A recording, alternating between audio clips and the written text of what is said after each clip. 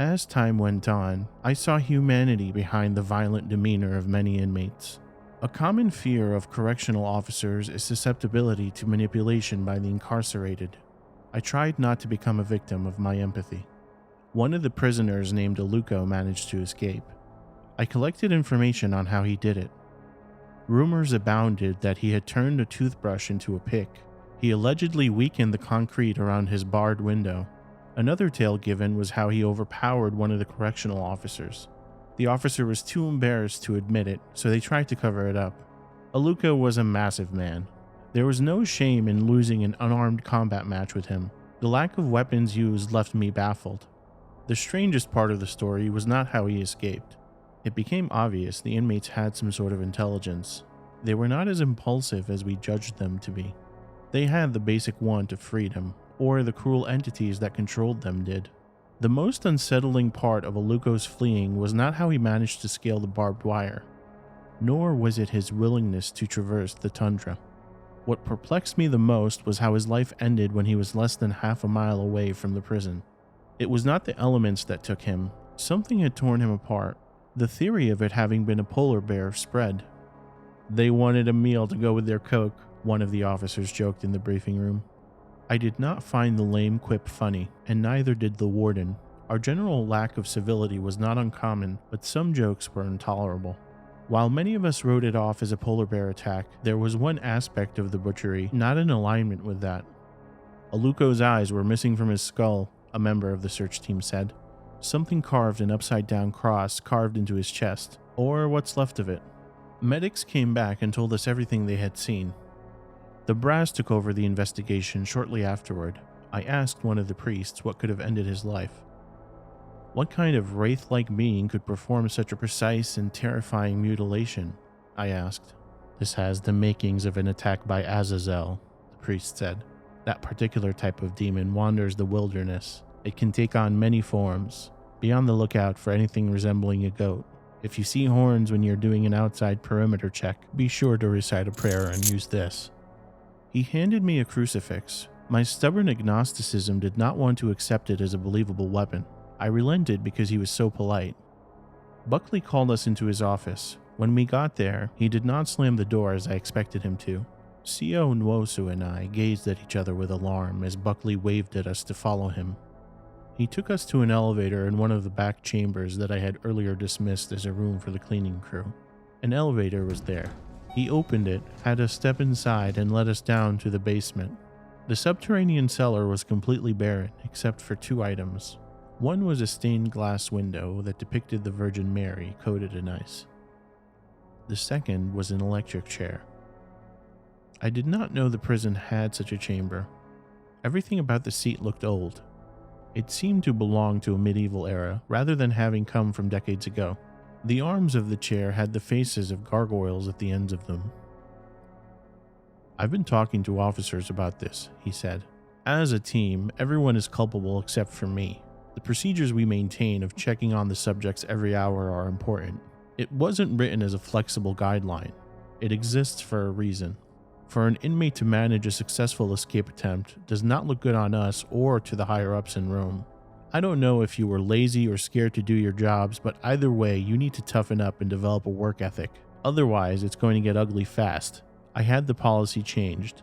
Regardless of how understaffed we may be, you are now going to do 6 routine checks on the inmates every hour. If I hear a single complaint coming from your lips, you will regret it beyond measure. Are we clear?" After a silence ensued, Buckley called us incompetent once more and dismissed us. Nwosu took the elevator up. I turned around and spoke to Buckley. "Warden, I have a question. I did not permit you to ask one. I suppose after the beatdown I gave you, I'll allow it out of pity. Do any of the inmates have demons driven out of them? And if so, where do they go afterward? Do they go back to the prison they came from? Are they granted immunity and allowed to go back home? Do the exorcisms make them purer than what they were before?" "You are nothing more than pond scum with a badge," Buckley said with a sneer. "Don't ask questions if your wage doesn't merit it. How many times do I have to tell you?" "I was only wondering because I haven't seen Anna in a while." "Watch what you say and get out of my face. You are a hairbreadth away from me documenting your insubordination. Although I loved pushing his buttons, I did not want the negative consequences. I left the room. I did not yearn to be the newest execution there.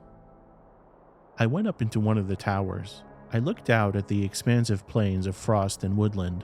Buckley's threats and bullying were starting to get to me more than usual. Verbal abuse in my industry was not uncommon. Something about his irate tone under these conditions made it sting much worse. It filled me with a certain anger that I did not know how to resolve. I figured getting some fresh air and doing a bit of investigating would help me stay preoccupied. I needed to clear my mind. Aluko's escape gave a negative impression of my work performance.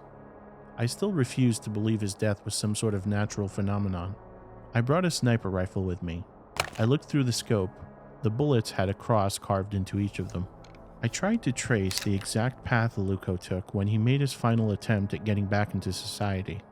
I carried a night vision device to help me see through the darkness. A half hour later, I saw movement. It was subtle at first. Snow fell from tree branches. My heart raced as I saw a figure wandering through a thick cluster of pines. It was a woman in a nightgown as white as the hills around her. Backward arching horns protruded from her forehead. The way she moved was peculiar. Her steps did not seem to telegraph any sort of movement, as though she was floating.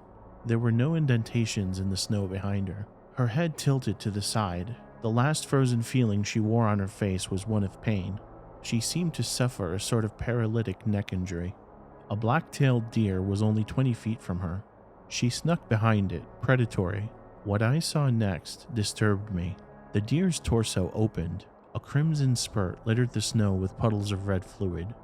The ethereal woman reached down and tried to grab some of the eviscerated body parts. Her hands sunk through the chunks of meat. She wailed at that moment. I squeezed the trigger. It connected. Her chest tore, 2 sheets splitting apart. Her scream became even more voluminous. She exploded like an effigy, incandescent in the Arctic. She evaporated into ashes. The flames went away, and so did the spirit. A pile of blackened and smoldering embers got carried away by the wind. They decorated the trees as though it was a macabre Christmas stage setup. The next night, I visited Nwosu in his room. His place was a mess. He was usually clean and organized. His few paperback books, sci-fi military adventures, were strewn about on the floor. I noticed he also had a half bottle of scotch on his nightstand, which was a definite violation. We were not allowed to drink. The threat of an emergency forced us to maintain sobriety. Still, I was not going to snitch on him. "I think I killed a demon," I said as I took a seat across from him. I searched high and low for the body and I couldn't find it. One of the preachers told me it was a particular type of evil called Azazel. I looked at Nwosu and saw that his eyes seemed to stare out for 1,000 yards toward his ceiling. "What's wrong, man?" "I found the death ledger," he said. "I don't understand." "Whoever flipped the switch on the electric chair we saw yesterday kept a logbook. Everybody whose life he ended. There have been exactly 106 people killed in that chair. Sure, some of them were repugnant before their possession. Others got locked up for a seatbelt violation. There's no consistency in regards to why they were worthy of capital punishment." Nwosu pulled out a manila volume. He tossed it my way. I flipped through it and saw many names. Some struck me as familiar. "Did you have any suspicion they were killing people under our noses?" "No," I said. I searched the papers for dates to see how recent the old incidents of annihilation were. All were within the last year. "There was a weird energy in the electric chair room," Nwosu said. "What you banished out in the woods may have been the spirit of an already possessed yet dead person. It's possible that when they're killed, their demonic selves stay on this plane. They could choose to haunt us. Could be that every ghost story written since the beginning of time is the darker half of a human lingering. I must admit I don't know who would want to stay in a place like this at all, though." I nodded. I also began to wonder if it was correct or if he was losing his sanity. "I helped Aluko escape," Nwosu said as he turned to face me. "The conditions of this place appall me. I want to assist many more."